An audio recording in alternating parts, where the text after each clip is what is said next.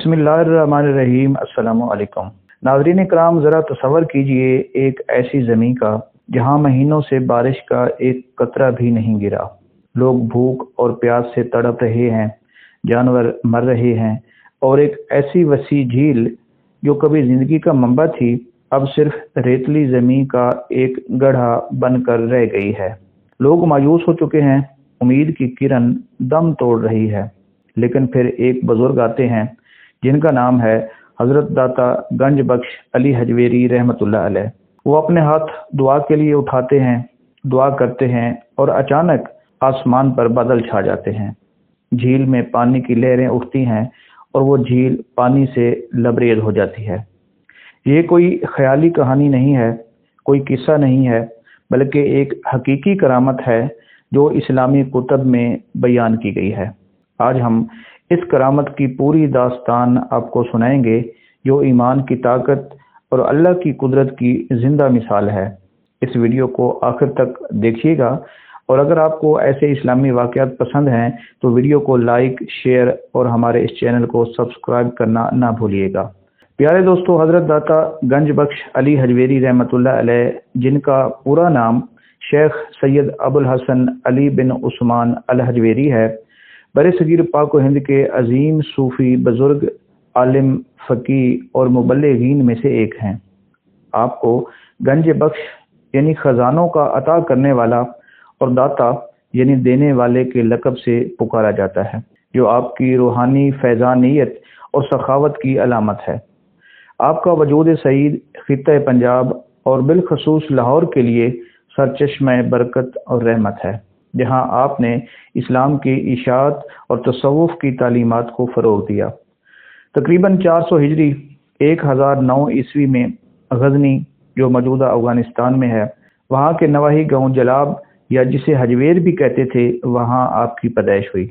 आपका ख़ानदान गज़नी के महल्ला जलाब से ताल्लुक़ रखता था, जो सुल्तान महमूद गज़नवी के दौर का एक अहम मरकज़ था। आपका शजर नसब हज़रत अली करमुल्लाह वजहुल करीम से जा मिलता है, जिससे पता चलता है कि आप सैयद हैं। बचपन से ही आप में अल्लाह की मोहब्बत और इल्म की प्यास थी। आपने अपनी ज़िंदगी का बेशतर हिस्सा इल्म हासिल करने, सफ़र करने और इस्लाम की तबलीग में गुजारा। आपने मुख्तलिफ इलाकों का सफ़र किया, जहाँ आपने सूफियाए कराम से रूहानी तरबियत हासिल की। आपकी किताब कश्फुल माजूब रूहानियत और तसव्वुफ़ के मौजू पर लिखी हुई एक शोरा आफाक तसनीफ़ है, जिसे फ़ारसी ज़बान में लिखा गया था, जो अब अरबी, उर्दू और दीगर ज़बानों में भी दस्तयाब है। ये तस्लीम किया जाता है कि मसलक के सूफिया में इससे बेहतर कोई किताब नहीं।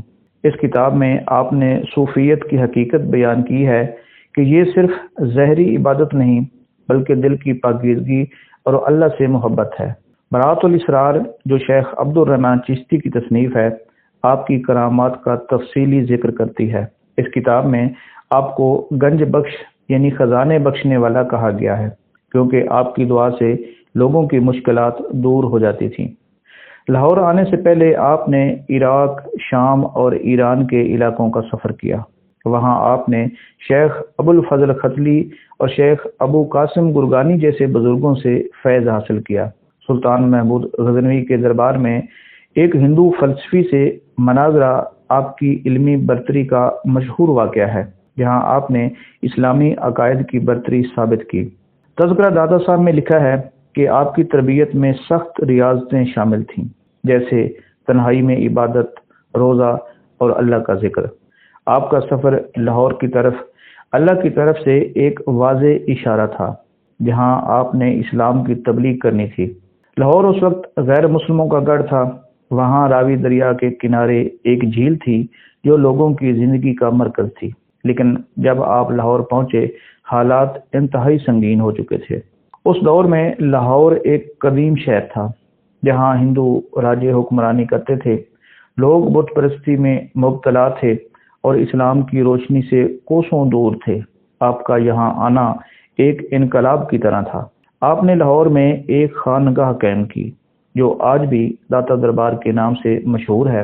आपकी आमद से पहले ही लोगों में आपकी शोहरत फैल चुकी थी, क्योंकि आपकी करामात की अफवाहें دور دور تک پہنچ چکی تھیں، لیکن جو کرامت ہم آج بیان کرنے جا رہے ہیں وہ آپ کی آمد کے فوراً بعد پیش آئی، جو کہ مرات الاسرار میں تفصیل سے بیان کی گئی ہے۔ لاہور کا علاقہ جو راوی دریا کے کنارے واقع ہے، کبھی سرسبز اور زرخیز ہوا کرتا تھا۔ وہاں ایک بڑی جھیل تھی جو دریا سے ملی ہوئی تھی اور لوگوں کو پانی، مچھلی اور زراعت کے لیے استعمال ہوتی تھی۔ لیکن اس سال جب حضرت داتا صاحب رحمۃ اللہ علیہ کی یہاں آمد ہوئی، یہ جھیل شدید خشک سالی کا شکار تھی۔ مہینوں سے بارش نہیں ہوئی، دریا کا پانی کم ہو گیا اور جھیل مکمل طور پر خشک ہو گئی۔ تذکرہ داتا صاحب میں بیان ہے کہ جھیل کی جگہ اب صرف ایک گہرا گڑھا رہ گیا تھا جہاں ریتلی مٹی اور خشک پودے گرے پڑے تھے۔ لوگ پانی کے لیے دور دور سے یہاں آتے لیکن کچھ نہ ملتا۔ بچے روتے، بوڑھے بیمار پڑ گئے اور کسانوں کی فصلیں مکمل طور پر تباہ ہو گئیں۔ یہاں کے راجا اور اس کے درباریوں نے پوجا پاٹ کی، بتوں کو نذرانے چڑھائے، لیکن کچھ فائدہ نہیں ہوا۔ لوگوں میں افراتفری پھیل گئی، کچھ لوگ شہر چھوڑ کر چلے گئے، کچھ بیماریوں کا شکار ہو گئے۔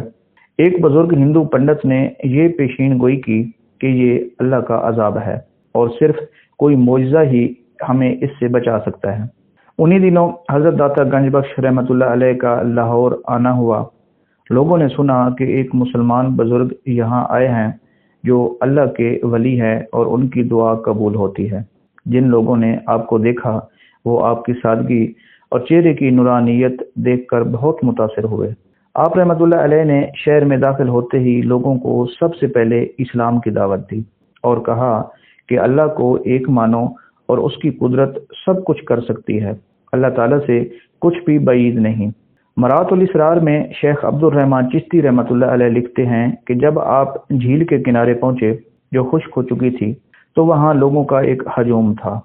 آپ کو دیکھتے ہی ایک بوڑھا کسان آگے بڑھا اور روتے ہوئے کہنے لگا، اے بزرگ، ہماری جھیل خشک ہو گئی ہے، ہمارے بچے پیاس سے مر رہے ہیں، جانوروں کا چارہ نہیں مل رہا اور ہم سب برباد ہو گئے ہیں، کیا آپ کچھ کر سکتے ہیں؟ تو آپ رحمۃ اللہ علیہ نے مسکرا کر فرمایا کہ اللہ پر بھروسہ رکھو، اس سے مانگو، وہ جو چاہے کر سکتا ہے۔ لوگ حیران تھے کہ یہ بزرگ کون ہے جو کہتا ہے کہ ایک دعا سے سب کچھ ٹھیک ہو جائے گا اور اللہ کی رحمت برس پڑے گی۔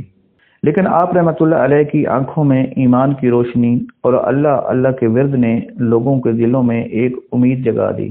اس خشک سالی کے بحران نے لوگوں کو آپ کی طرف مائل کیا اور شاید اللہ تعالیٰ کی بھی یہی منشا تھی کہ آپ کی ایک کرامت کے ذریعے اسلام کی تبلیغ ہو، کیونکہ یہاں کے رہنے والے ایسی چیزیں دیکھ کر جلد ایمان لاتے تھے۔ آپ رحمۃ اللہ علیہ نے خشک ریت سے تیمم کیا، پھر جھیل کے خشک گڑھے کے پاس آ کر بیٹھ گئے۔ لوگ آپ کے چاروں طرف جمع ہو گئے۔ آپ نے اللہ کے حضور دعا کے لیے ہاتھ اٹھائے۔ آپ کی دعا کے الفاظ کچھ یوں تھے، اے اللہ، یہ تیری مخلوق ہے، تیری رحمت بہت بڑی ہے، تو اپنے بندوں پر رحم فرما، تو بہت رحم کرنے والا ہے۔ یہ لوگ تیری رحمت کے منتظر ہیں، تو جو چاہے کر سکتا ہے۔ اس جھیل کو پانی سے بھر دے تاکہ تیری قدرت کا ظہور ہو اور لوگ تیری طرف رجوع کریں۔ دعا کے دوران آسمان بالکل صاف تھا، لیکن جیسے ہی آپ رحمۃ اللہ علیہ نے آمین کہا، اچانک بادل چھا گئے۔ لوگوں نے دیکھا کہ آسمان سے بارش کی بوندیں برسنے لگیں، لیکن یہ عام بارش نہیں تھی۔ بارش کی شدت اتنی تھی کہ دیکھتے ہی دیکھتے جھیل میں پانی جمع ہونے لگا۔ مرات الاسرار میں لکھا ہے کہ یہ پانی صرف بارش سے نہیں بلکہ اللہ کی قدرت سے جھیل کے نیچے سے بھی پھوٹ پڑا۔ جھیل کی تہہ سے چشمے ابلنے لگے اور چند گھنٹوں میں ہی جھیل مکمل طور پر پانی سے بھر گئی۔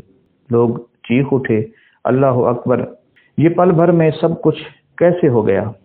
ہندو راجا جو یہ سارا منظر دیکھ رہا تھا حیران رہ گیا۔ وہ آپ رحمۃ اللہ علیہ کے پاس آیا، جھک کر ادب سے آپ کو سلام کیا اور پھر آپ کے ہاتھ پر اسلام قبول کر لیا۔ دیکھتے ہی دیکھتے یہاں کی ساری ہندو آبادی کلمہ پڑھ کر مسلمان ہو گئی۔ یہ کرامت آپ رحمۃ اللہ علیہ کی دعا کی قبولیت کی وجہ سے تھی، جو اللہ کے ولیوں کو عطا ہوتی ہے۔ کتاب میں بیان ہے کہ یہ واقعہ 465 ہجری کے آس پاس پیش آیا۔ جب آپ لاہور میں مقیم تھے۔ لوگوں نے دیکھا کہ پانی نہ صرف جھیل کو بھرتا ہے بلکہ اس پانی میں شفا بھی ہے۔ جو لوگ اس پانی سے نہاتے یا پیتے ان کی بیماریاں دور ہو جاتی۔ یہ کرامت کشف المعجوب کی روح سے ملتی ہے، جہاں آپ رحمۃ اللہ علیہ نے لکھا ہے کہ صوفی کی دعا اللہ کی طرف سے قبول ہوتی ہے جب وہ خالص ہو۔ اس کرامت نے لوگوں کے دلوں میں اللہ کا خوف اور اللہ کی محبت پیدا کی۔ غیر مسلموں نے اسلام قبول کیا اور آپ کی خانقاہ لوگوں کی اماجگاہ بن گئی۔ اس کرامت کے بعد لاہور کا منظر ہی بدل گیا۔ جھیل کا پانی نہ صرف لوگوں کی پیاس بجھاتا بلکہ زراعت کو بھی زندہ کرتا۔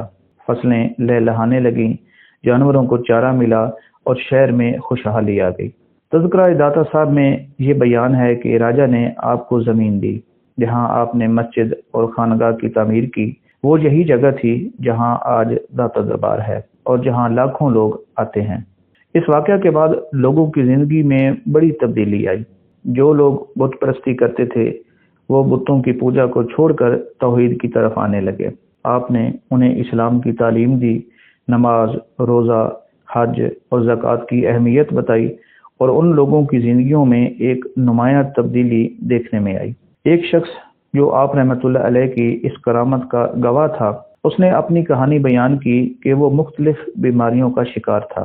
جب جھیل میں پانی بھر گیا تو وہ اس پانی سے نہایا تو اس کی تمام بیماریاں دور ہو گئیں اور وہ مکمل طور پر صحت یاب ہو گیا۔ ایسے کئی اور بھی واقعات مرات الاسرار میں درج ہیں جو صوفیت کی ایک کتاب ہے۔ آپ کی یہ کرامت برصغیر میں اسلام کی تبلیغ اور اشاعت کا ایک بڑا ذریعہ بنی۔ خواجہ معین الدین چشتی اجمیری رحمۃ اللہ علیہ اور بابا فرید الدین گنج شکر جیسے بزرگ آپ کے فیض سے مستفید ہوئے۔ حضور خواجہ غریب نواز رحمۃ اللہ علیہ نے 40 روز آپ کے دربار پر چلہ کشی کی اور انوارات کی بارش دیکھی تو فرمایا کہ گنج بخش فیض عالم مظہر نور خدا ناکسارا پیر کامل کاملانہ رہنما۔ صدیاں بیت گئیں، آپ کے کہے ہوئے یہ الفاظ آج بھی برصغیر میں زبان زد عام ہیں۔ اگر ہم بات کریں حضرت داتا صاحب رحمۃ اللہ علیہ کی کرامت وری جھیل کی، جو حضرت داتا صاحب کی کرامت کی علامت بنی، تو وہ لاہور میں داتا دربار کے قریب راوی دریا سے جڑی ہوئی تھی۔ یہ جھیل اب موجود نہیں رہی۔ شہری ترقی، آلودگی اور راوی کی تباہی کی وجہ سے اس کی جگہ اب عمارتیں اور سڑکیں بن چکی ہیں۔ لاہور کی قدیم دیواروں کے اندر بھاٹی گیٹ کے قریب یہ جھیل کبھی زندگی کا مرکز تھی، مگر اب اس کا نام و نشان بھی مشکل سے ملتا ہے، اور راوی دریا جس سے یہ جھیل جڑی ہوئی تھی اب ایک گندے نالے کی طرح بہتا ہے۔ یہ واقعہ مرات الاسرار اور تذکرہ داتا صاحب جیسی کتابوں میں درج ہے، جو ایمان کی طاقت اور اللہ پر بھروسے کی ایک زندہ مثال ہے۔ اس کے علاوہ جب حضور داتا صاحب رحمۃ اللہ علیہ لاہور تشریف لائے تو یہاں آپ سے بے شمار کرامات کا ظہور ہوا۔ رائے راجو ایک ہندو اور انتہائی سخت گیر جادوگر تھا۔ اسے جو دودھ کا نذرانہ نہ دیتا، اس کے جانوروں پر وہ ایسا جادو کرتا کہ اس جانور سے دودھ کی بجائے خون نکلتا تھا۔ ایک بوڑھی عورت رائے راجو کے پاس دودھ کا نذرانہ لے کر جا رہی تھی کہ آپ نے اسے آواز دی۔ اسے کہا کہ کچھ دودھ قیمت لے کر مجھے دے دو، تو اس بوڑھی عورت نے رائے راجو کے جادو کا عذر پیش کر کے دودھ آپ کو دینے سے انکار کر دیا۔ اس پر حضرت داتا رحمۃ اللہ علیہ نے مسکرا کر فرمایا کہ اگر تم دودھ مجھے دے دو تو تمہارے جانوروں کا دودھ اور بھی بڑھ جائے گا۔ وہ بوڑھی عورت بڑی حیران ہوئی، چنانچہ اس خاتون نے بادل نخواستہ دودھ آپ کو پیش کر دیا، اور جب وہ اپنے گھر گئی تو اس کی حیرت کی کوئی حد نہ رہی کہ جانوروں کا دودھ اس قدر زیادہ ہو گیا کہ تمام برتن دودھ سے بھر گئے تو تھنوں سے دودھ ختم نہیں ہو رہا تھا۔ یہ بڑی برکت تھی جو اس کے جانوروں کے دودھ میں پڑی تھی۔ جب یہ خبر پھیلی تو اگلے روز گرد و نواح کے تمام لوگ دودھ کا نذرانہ لے کر حضرت داتا صاحب کے پاس حاضر ہونے لگے۔ تو اس طرح درویشوں اور مسافروں کے لیے لنگر کا ایک سلسلہ چل نکلا جو کہ آج تک جاری ہے۔ ادھر دوسری طرف رائے راجو کا دودھ کا نذرانہ بند ہوا تو اسے بڑا غصہ آیا۔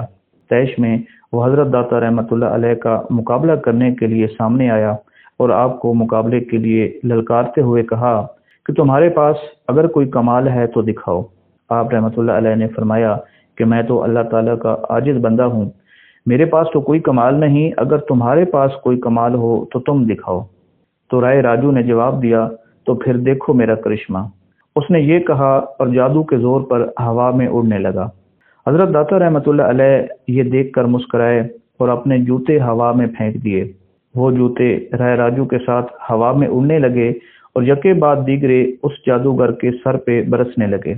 داتا رحمۃ اللہ علیہ کی یہ کرامت دیکھ کر رائے راجو فوراً زمین پر اترا اور توبہ کر کے آپ کے ہاتھ پر اسلام قبول کیا۔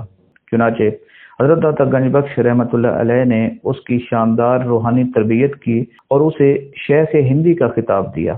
چونکہ داتا صاحب رحمۃ اللہ علیہ کی اولاد نہیں تھی، لہذا شیخ ہندی کی اولاد اس وقت سے لے کر آج تک خانگاہ کی خدمت کے فرائض سر انجام دیتی ہے۔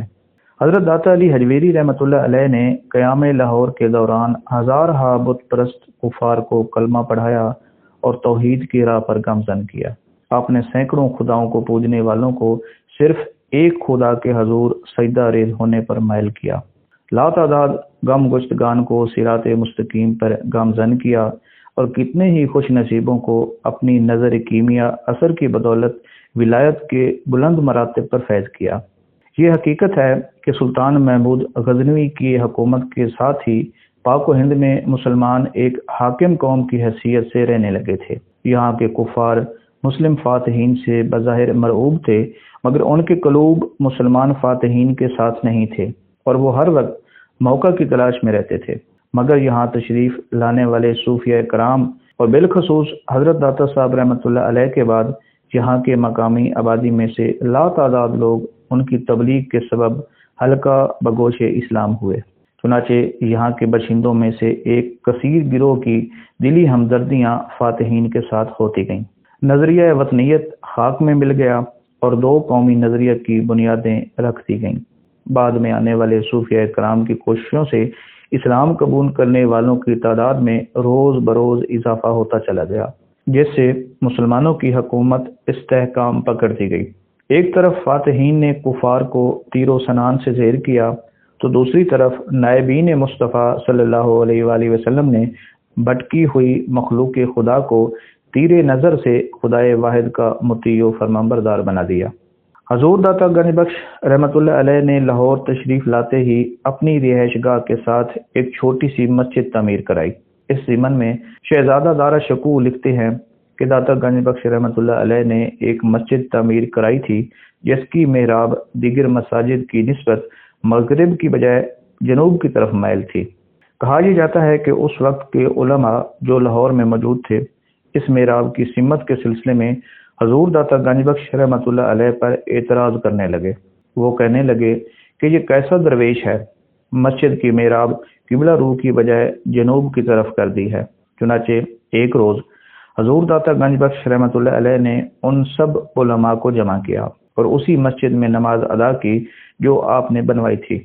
آپ رحمۃ اللہ علیہ نے خود امامت کے فرائض سر انجام دیے اور جب نماز ادا کر لی تو اس کے بعد آپ نے حاضرین سے مخاطب ہو کر فرمایا کہ میری مسجد کے میناروں کے درمیان دیکھو کہ کعبہ شریف کس سمت میں ہے۔